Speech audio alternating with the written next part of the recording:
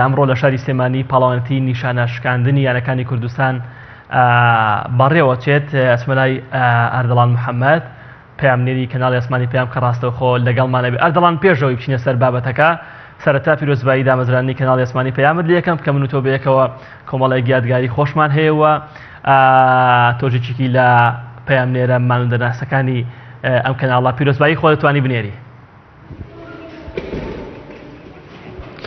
بەڵێ گۆران سڵاو لێ و لە بینەرانی کەناڵی ئاسمانی پەیامیش سەرەتا منیش پیرۆزبایی دامەزراندنی کەناڵی پەیامەکەم لە ئێوە لە سافی کەناڵ و لە سەرجەم وەرزشدۆستان و بینەران و خەڵکی هەرێمی کوردستان. بەڵێ گۆران ئێمە ئێستا لە هۆڵی نیشانشکاندنی یانی پێشمەرگەین بۆ یەکەم جارم ساڵ پاڵەوانەتی نیشانشکاندنی یانەکانی کوردستان دەستی پێکردووە. لە ئێستادا بینین ئێمە ڕکابەرەکانی پاڵەوانەتیەکە لە هۆڵەکە بەردەوامە کە بۆ ئەسەر ئاسی کوڕان و کچانەوە بۆ جۆری تفەنگ و دەمانچەیە.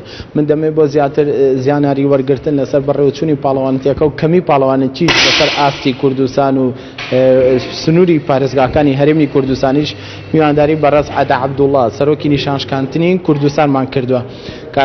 کاتاسپاس بۆ ئامادەبوون ئەمانەوە پێمان بڵێ هۆکاری کەمی پاڵەوانەتی چێ لەسەر ئاستی کوردستان بە پێچەوانەی ساڵانی ڕابردوو کە چەندین پاڵەوانەتی بەڕێوەچووە. دیارە قەیرانی دارایی یەکێکە لەو کارانەی کەوا بوتە هۆی ئەوەی کە پاڵەوانەتیەکان کەم بێتەوە. ئێمەش وەکو باقی یەکێتیەکانی کە نەشاتمان کەم بووە.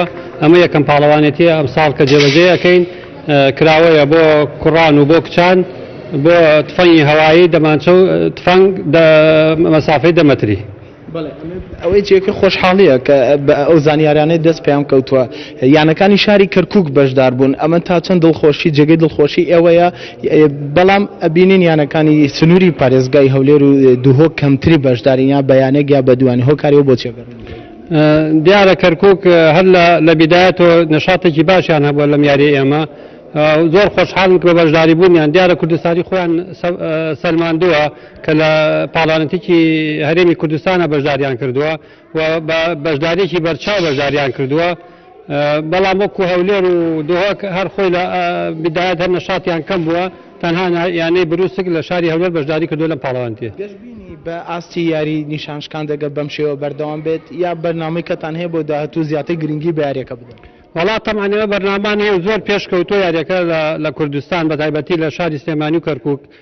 بەڵام دیارە قەیرانی دارایی تەسیرێکی زۆری کردو. یاریەکە ئێمەش گرانبەهایە هەموو پێداویستەکانمان گرانە پێویستێکی بە مادی زۆر هەیە و بڵێن یاریزانی زۆر باشمان هەیە زۆر باشمان هەیە. ئەگەر دەعم هەبێ لە مستەوای عێراقیش زیاتر بڵێن پێشکەوتوترین.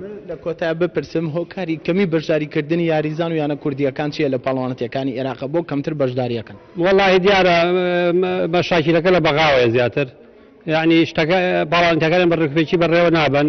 ئێمەش پێمان خۆش نییە کە بچینە شوێنێک و غەدر و غودرمان لێ بکرێ. زۆر سپاس بۆ بەڕێز عەدا عەبدوڵڵا سەرۆکی یەکێتی نیشانشکاندنی کوردستان بۆ زانیاریەکان کە بۆ پێیان قسێ ڕوو. بەڵێ زۆر سپاس بۆ